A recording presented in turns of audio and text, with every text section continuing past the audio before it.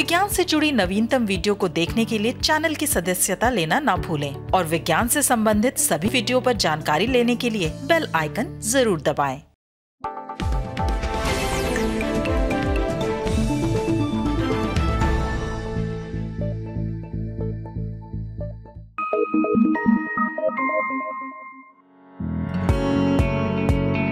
विज्ञान एवं प्रौद्योगिकी के क्षेत्र में भारत को आत्मनिर्भर बनाने और अगले दशक में वैज्ञानिक शोध एवं विकास के मामले में देश को विश्व के अग्रणी राष्ट्रों की पंक्ति में लाने को लक्ष्य कर बनाई गई नई विज्ञान प्रौद्योगिकी एवं नवाचार नीति के मसौदे को अंतिम रूप दे दिया गया है। इस मसौदे को विज्ञान एवं प्रौद्योगिकी विभाग यानी DST की वेबसाइट पर सार्वजनिक परामर्श के लिए रखा गया है। तेजी से बदलते समय के अनुसार तालमेल बिठाने और भविष्य की चुनौतियों से निपटने में ये नई नीति किस प्रकार मदद करेगी? अब तक की विज्ञान एवं प्रौद्योगिकी की नीतियों से किस प्रकार भिन्न है ये नई नीति? विज्ञान के जनतंत्रीकरण से क्या तात्पर्य है? आत्मनिर्भर भारत के सपने को साकार करने में उद्योग एवं शैक्षिक जगत के मिलकर काम करने की अवधारणा का क्या लाभ मिलेगा और इसमें जन भागीदारी का क्या महत्व है? आइए इन तमाम मुद्दों पर विज्ञान एवं प्रौद्योगिकी विभाग के सचिव प्रोफेसर आशुतोष शर्मा के विचारों से होते हैं रूबरू।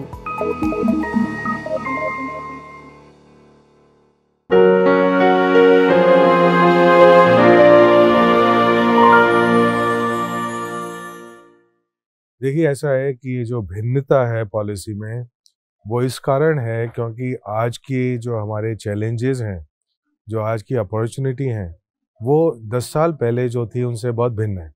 जैसे कि आज जो हमारा भविष्य है साइंस टेक्नोलॉजी का, वो बहुत तेज़ी से उभर कर आ रहा है, वो बहुत डिसरप्टिव भी है। जैसे कि अभी artificial intelligence, machine learning, industry 4.0 इन सब का ज़माना आ रहा है। वो 10 साल पहले ऐसा नहीं था। क्वांटम टेक्नोलॉजीज आ रही हैं। हमें सस्टेनेबल डेवलपमेंट जो है उसके ऊपर बहुत ध्यान देना होगा। एनवायरनमेंट है, क्लीन एनर्जी है, वाटर है, हेल्थ के रिलेटेड इश्यूज हैं। तो ये सब 10 साल पहले, 20 साल पहले जब और पॉलिसी बन रही थी तब इसके बारे में इतनी अवेयरनेस नहीं थी। उसके अलावा आपने देखा पिछले 5-7 साल में ही इनोवेशन और स्टार्टअप्स का महत्व तो बहुत बढ़ गया है, तो वो भी पहले नहीं था। तो अब हमें ये देश को पता चलने लगा है कि इनोवेशन और स्टार्टअप के द्वारा बहुत तेज़ी से भी एक प्रगति की जा सकती है। उसमें ग्रास रूट्स इनोवेशन भी हैं, ये सारी चीज़ें सम्मिलित हैं। इसी तरह से पहले हम डाइवर्सिटी, इंक्लूजन और इक्विटी पर इतनी चर्चा नहीं होती थी कि उनका क्या महत्व है। हमें उनको बहुत ज़रूरत है कि हम चाहे वो महिलाएं हों, चाहे युवा लोग हों, उन सबको सशक्त करके विज्ञान का एक अभिन्न अंग बनाएं।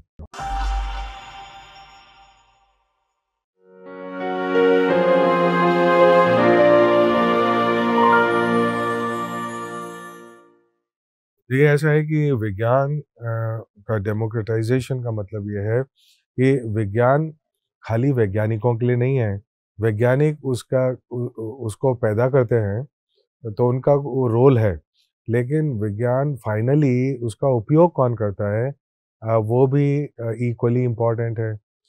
तो डेमोक्रेटाइजेशन का मतलब ये है कि वो सब लोग जो विज्ञान के बारे में जानना चाहते हैं, जो उससे लाभान्वित हो सकते हैं, जो उसका उपयोग करते हैं, लोग हों चाहे संस्थाएं हों, उन सब तक विज्ञान की जानकारी जो उनके लिए रेलेवेंट है, जो उनके उपयोग में आ सकती है, वो पहुँचे। तो डेमोक्रेटाइजेशन का मतलब है दो तरह से कि एक तो उन सारी नॉलेज उन तक पहुँचे और दूसरी वो नॉलेज को यूज़ भी कर सकें। तो उसके लिए जो एम्पावरमेंट, सशक्तिकरण की ज़रूरत है वो उन तक हो।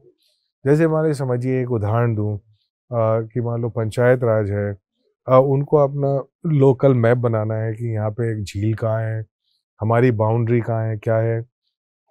तो उससे उनका सशक्तिकरण हो सकता है, वो उसको यूज़ कर सकते हैं।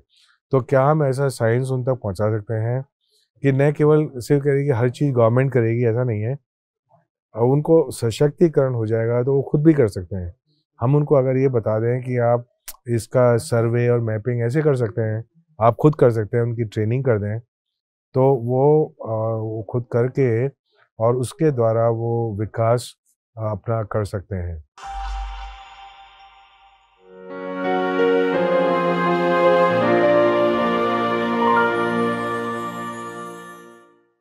सरस्वती और लक्ष्मी दोनों मिलके कार्य करना ज़रूरी है। ये सरस्वती और लक्ष्मी 2 चीज़ों की सिंबल हैं। एक तो इन्वेंशन जिसको कहते हैं, मतलब नॉलेज को पैदा करना, तो वो सरस्वती का रूप है, कार्य है। जैसे हमारी यूनिवर्सिटी करती हैं, आईआईटी करती हैं, आर&डी लैब करते हैं, तो वो नई नॉलेज पैदा करते हैं, उसको ट्रांसमिट करते हैं नॉलेज को, तो वो सरस्वती का कार्य है।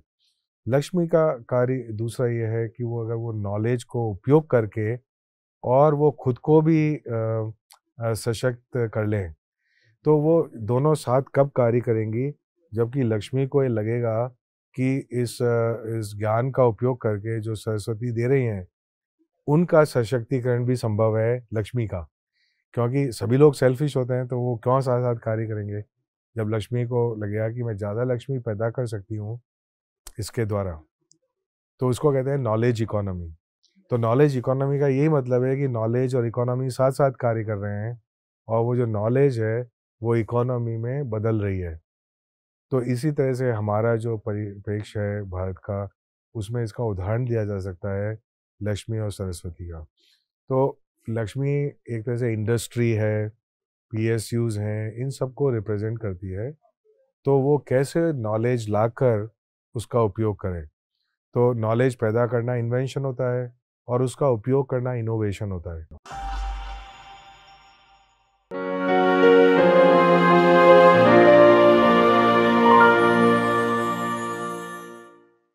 कम से कम वो हिस्से जो उनके लिए ज़्यादा उपयोगी लगते हैं, अ, जिसमें उनको इंटरेस्ट है, जिसमें उन्होंने कुछ सोचा है, तो उसको पढ़कर वो उसमें देखें कि अगर उनको उनकी एनालिसिस से लगता है कि इसमें कुछ और चीज़ की ज़रूरत है, इसको किसी दूसरे तरीके से लिखा जा सकता है, उस बारे में उनके विचार वो हमें भेजें। वहाँ पे ईमेल जो एड्रेस दिया हुआ है उस पे भेजें। इसमें बहुत सारे हमारे 10-15 लोग फुल टाइम लगे हुए हैं, जो उनको पढ़ के फिर हमें बताएँगे, फिर उस पे जिससे कि निर्णय लिया जाएगा।